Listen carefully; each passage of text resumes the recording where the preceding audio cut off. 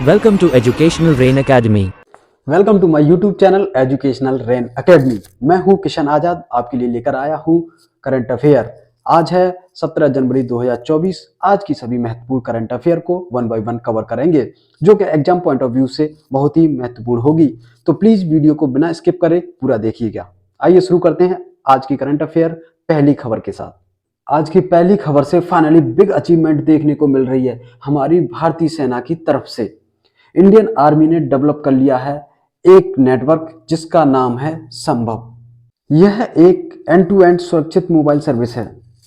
इसके अंतर्गत दो लोगों के बीच की बातों को तीसरे व्यक्ति नहीं समझ पाएगा, क्योंकि इसके द्वारा दी गई बातें कोड होकर जाएंगी और दूसरे व्यक्ति को डिकोड होकर ही मिलेंगी। अभी तक क्या होता था कि किन्हीं दो लोगों के बीच की वार्ता को मोबाइल नेटवर्क हैकर की सहायता से लीक कर लिया जाता था, जिससे भारतीय सेना को बहुत ही परेशानियों का सामना करना पड़ता था।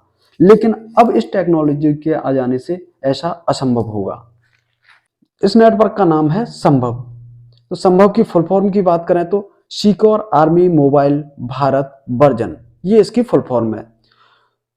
पूर्ण रूप से स्वदेशी है, एंड टू एंड सुरक्षित मोबाइल नेटवर्क है। यह 5G तकनीकी पर काम करेगा और भारत की रक्षा क्षमता को और अधिक मजबूत करेगा। इसमें 35,000 मोबाइल सेट को 2 चरणों में कॉन्फ़िगर किया जाएगा। शुरुआती 2,500 सेट 15 जनवरी को और शेष 31 मई को कॉन्फ़िगर किए जाएंगे। IIT मद्रास की सहायता से सिस्टम विकसित किया गया है। किसकी सहायता से? IIT मद्रास की सहायता से।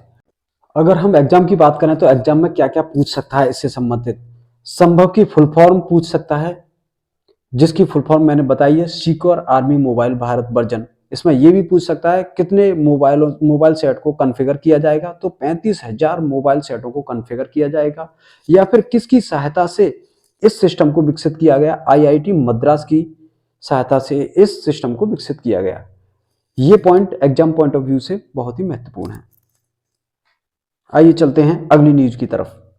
करंट अफेयर की अगली न्यूज है मौसम विज्ञान विभाग की तरफ से। भारत मौसम विज्ञान विभाग द्वारा एक मोबाइल ऐप लॉन्च किया गया है, जिस ऐप का नाम है मौसम। भारत के उपराष्ट्रपति श्री जगदीप धनखड़ जी ने भारत मौसम विज्ञान विभाग के 150वें स्थापना दिवस पर एक मोबाइल ऐप लॉन्च किया, जिसका नाम है मौसम। अगर मौसम विभाग की स्थापना की बात करें तो 1875 में इसकी स्थापना हुई थी। अगर इसकी स्थापना की बात करें कि इसकी स्थापना क्यों हुई थी, इसके पीछे का क्या लॉजिक था, क्यों इसकी स्थापना हुई। साल 1864 में एक भीषण चक्रवात आया था। इस तूफान में पश्चिम बंगाल को तहस नहस कर दिया था। भारी तादाद में लोगों की मृत्यु हुई थी। सन 1866 और 1871 में बारिश न होने के कारण सारी फसलों को सूखा का सामना करना पड़ा, जिससे देश में अकाल की स्थिति पैदा हो गई थी। इसके बाद ही मौसम विभाग की पहल हुई, ऐसा मौसम विभाग बनाया जाए जिससे आम लोगों को सुविधा मिले। इस उद्देश्य से 15 जनवरी 1875 को मौसम विभाग की स्थापना हुई थी। अगर इसके मुख्यालय की बात करें तो इसका मुख्यालय जो फिलहाल में अभी नई दिल्ली में है, लेकिन जब मौसम विभाग की स्थापना हुई थी उस समय इसका मुख्यालय कोलकाता में हुआ करता था। फिर उसके बाद 1905 ईस्वी में यह शिमला में शिफ्ट हुआ। उसके बाद 1928 में यह पुणे में शिफ्ट हुआ, लेकिन फाइनली इस समय इसका मुख्यालय नई दिल्ली में है। अगर इनके महानिदेशक की बात करें तो मृत्युंजय महापात्र इनके महानिदेशक हैं। और सबसे पहले महानिदेशक की बात करें तो सर जॉन एलियट इनके पहले महानिदेशक थे। भारत मौसम विज्ञान विभाग 27 अप्रैल 1949 को विश्व मौसम विभाग का सदस्य बना था।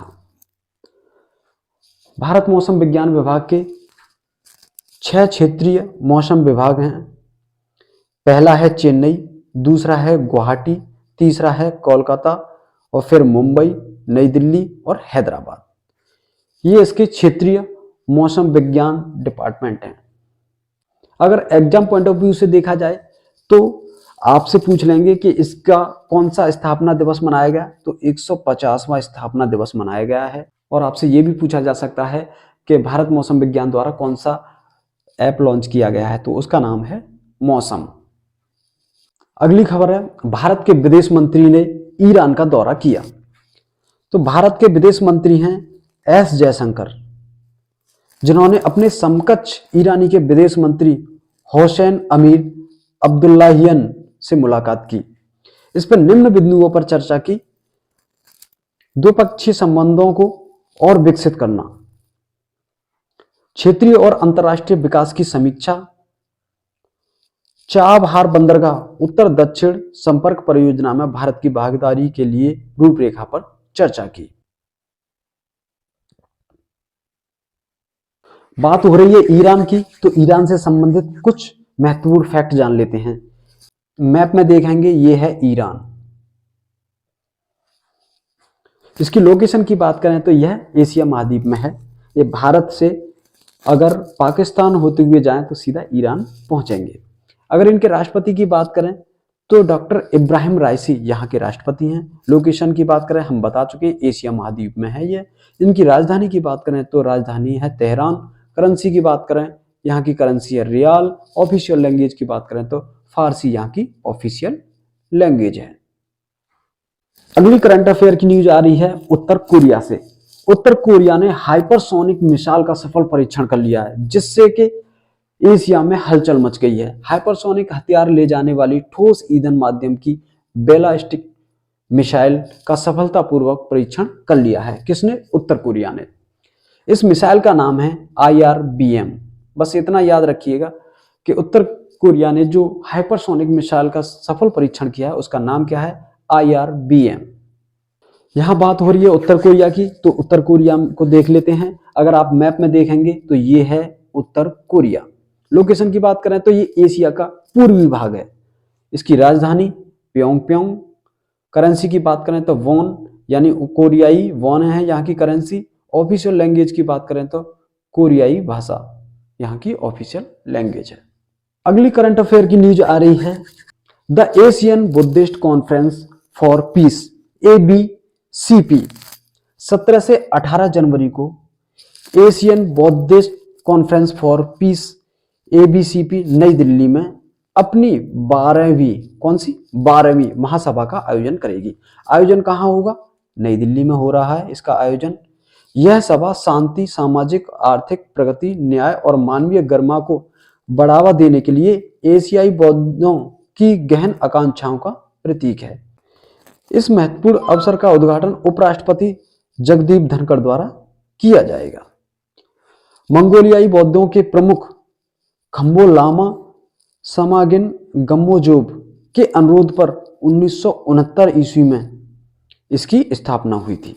बस आपको एग्जाम पॉइंट ऑफ व्यू से बस इतना ही याद रखना है कि the Asian Buddhist conference for piece का आयोजन कहाँ किया गया और कब से कब तक हुआ और यह कौन सी महासभा थी। तो इसका आयोजन 17 जनवरी से 18 जनवरी तक होगा और आयोजन नई दिल्ली में किया जाएगा और यह 12वीं महासभा होगी। अगली करंट अफेयर की न्यूज आ रही है निपाह वायरस की तरफ से। आपको पता ही होगा कुछ साल पहले निपाह वायरस की एंट्री हुई थी, जिसने पूरे वर्ल्ड में हाहाकार मचा दिया था। तो इसकी वैक्सीन तैयार हो गई है, निपाह वी, जिसका अभी ट्रायल चल रहा है।